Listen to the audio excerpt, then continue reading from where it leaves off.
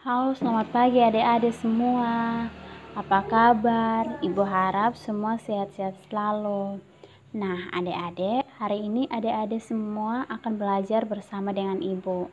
Namun sebelumnya, perkenalkan, nama lengkap Ibu Ismi Yulinda Bani, biasa dipanggil Ibu Ismi. Nah, adik-adik, hari ini kita akan belajar di tema 4, hidup bersih dan sehat. Subtema 2, hidup bersih dan sehat di sekolah. Pembelajaran yang ke-6. Nah, adik-adik, contoh dari hidup bersih dan sehat itu seperti adik-adik dong di rumah, adik-adik dong sapu rumah, bapel rumah, lap kaca, lap meja. Nah, kalau adik-adik kerjakan itu semua, rumah akan terasa bersih dan kita akan sehat. Nah, kalau di sekolah, adik-adik dong pilih sampah di halaman sekolah, sapu halaman sekolah, sapu kelas, lap papan. Nah, itu merupakan hidup bersih dan sehat di sekolah adik-adik. Nah, adik-adik di sini ada teks, di adik-adik pembuku juga ada teks, yaitu Sekolah Adiwiyata. Nah, Sekolah Adiwiyata merupakan salah satu contoh lingkungan sekolah yang bersih. Untuk menjadi sekolah adiwiyata, sekolah harus bersih. Tidak hanya itu, sekolah juga harus rapi dan indah. Oleh sebab itu, pekarangan sekolah harus dikelola dengan baik, adik-adik. Nah, sekolah adiwiyata tempat yang nyaman untuk belajar. Di halaman sekolah biasanya terdapat taman yang indah. Ada juga pohon yang rindang untuk berteduh dan belajar. Di setiap tempat disediakan tempat sampah. Hal ini bertujuan agar siswa tidak membuang sampah sembarangan. Di sekitar sekolah juga dipasang slogan. Slogan itu berisi imbauan agar siswa hidup bersih dan sehat. Semua sekolah ingin menjadi sekolah adiwiyata, adik-adik. Nah, adik-adik, dari teks sekolah adiwiyata itu menunjukkan bahwa sekolah itu harus bersih, rapi, dan indah. Nah, bagaimana supaya sekolah kita selalu bersih, rapi, dan indah? Yaitu kita harus bekerja sama membersihkan sekolah kita. Jika melihat sampah di halaman sekolah, kita harus memungutnya dan membuang pada tempat sampah. Nah, jika sekolah kita bersih, rapi, dan indah, tentunya kita akan belajar dengan nyaman. Nah, adik-adik semua, jadi sekolah adiwiyata adalah sekolah yang selalu menjaga kebersihan, kerapian, dan keindahan dari sekolah tersebut. Nah, saat ini banyak sekali sekolah-sekolah yang ingin menjadi sekolah adiwiyata. Nah, adik-adik, supaya sekolah kita menjadi sekolah adiwiyata, apa yang harus kita lakukan? Ya, kita harus menjaga kebersihan sekolah kita, membuang sampah pada tempatnya, supaya sekolah kita menjadi sekolah adiwiyata. Nah, adik-adik, ada yang tahu cara menjaga pekarangan sekolah agar tetap bersih? Nah, cara menjaga pekarangan sekolah agar tetap bersih itu yang pertama, yaitu menyapu pekarangan sekolah kita setiap hari. Yang kedua, membuang sampah yang berserakan di tempat sampah. Yang ketiga, menyirami tanaman dan mencabut rumput-rumput. Yang keempat, membersihkan selokan atau got agar tidak tergenang atau mampet, adik-adik. Nah, adik-adik, di sini ada teks sekolahku bersih dan sehat. Aku senang belajar di sekolah. Lingkungan sekolahku bersih dan nyaman. Halamannya selalu disapu. Tidak ada sampah berserakan. Lingkungannya segar dan hijau. Banyak pohon ditanam di sekolahku. Setiap hari tanamannya disiram. Udara di sekolahku menjadi segar. Ruang kelas di sekolahku juga bersih.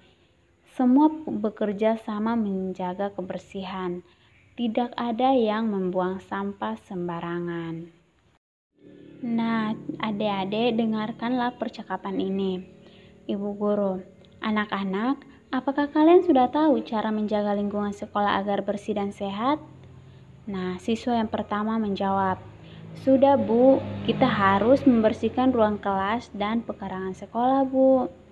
Siswa yang kedua menjawab, kamar mandi juga harus dibersihkan, Bu. Ibu guru menjawab, bagus nak, jika ingin membersihkan kamar mandi, apa yang kita butuhkan? Siswa yang ketiga menjawab, kita membutuhkan ember, sikat, air, sabun pembersih, atau Vicks, Harpic, dan lain-lain. Terus gayung, Bu.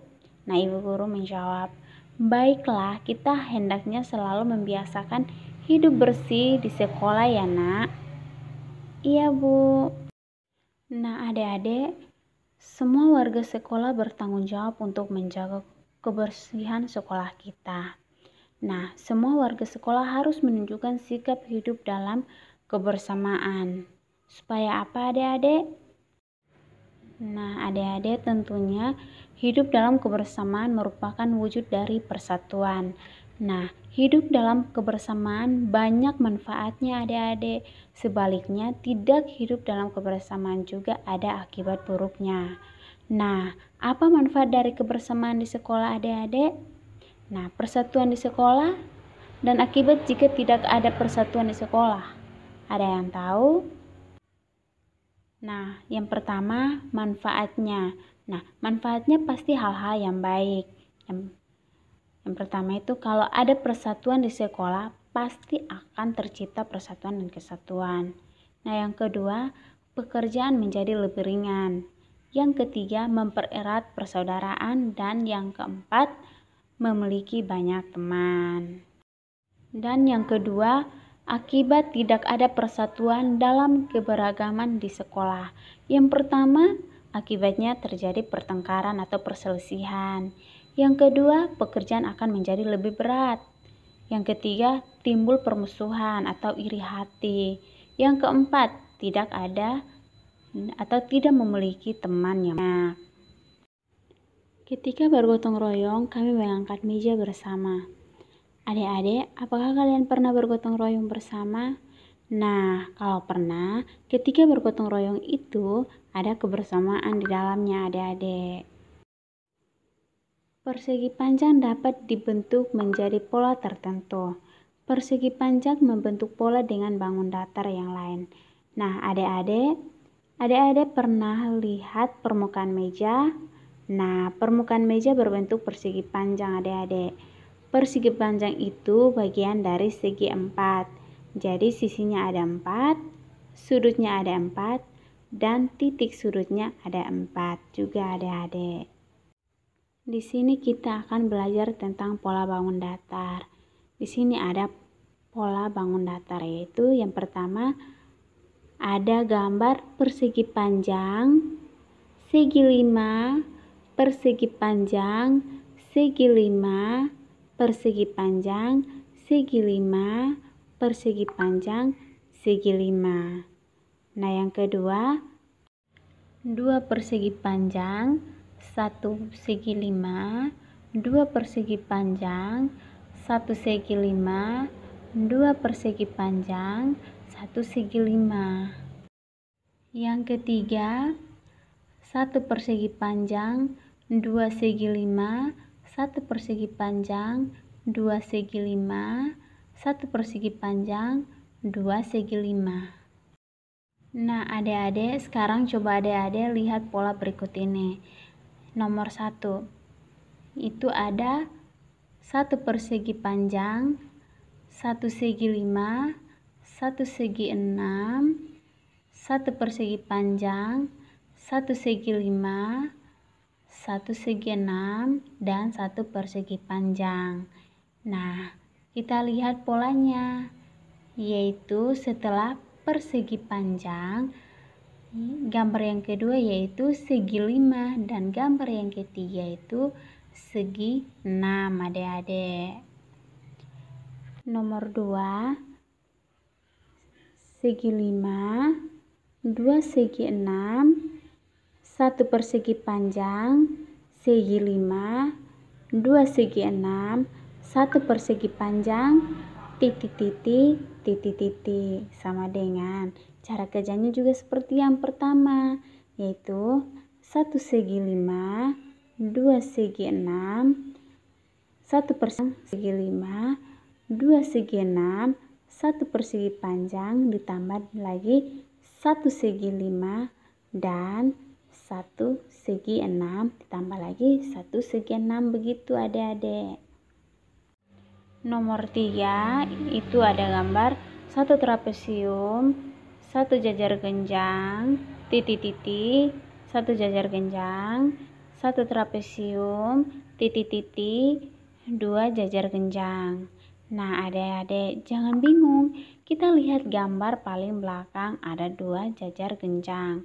Nah, berikutnya ada 1 trapesium, 1 jajar genjang. Otomatis di titik-titik itu pertama kita jawab isi jajar genjang. Jadinya 1 trapesium, 3 jajar genjang, 1 trapesium, 3 jajar genjang adik-adik.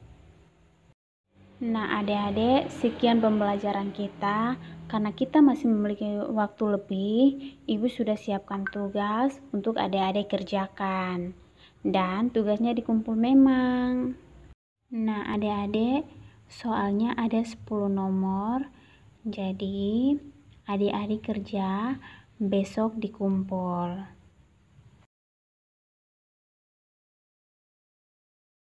Nah adik-adik, kesimpulan dari pembelajaran kita hari ini adalah yang pertama, kita harus selalu hidup bersih dan sehat di sekolah. Yang kedua, menjaga keindahan sekolah. Yang ketiga, menjaga kebersihan sekolah dengan cara saling bergotong royong dalam melaksanakan pekerjaan, maka pekerjaan akan terasa ringan dan tidak ada perselisihan atau pertengkaran, memiliki banyak teman dan lain-lain. Yang keempat, jika hidup dalam bergotong royong, maka terciptalah kedamaian dan persatuan adik-adik. Nah, sekian pembelajaran kita hari ini adik-adik. Semoga bermanfaat. Ibu mohon maaf jika dalam penjelasan ibu terlalu cepat atau ada yang masih adik kurang mengerti. Ibu mohon maaf. Sekian dan terima kasih. Selamat pagi.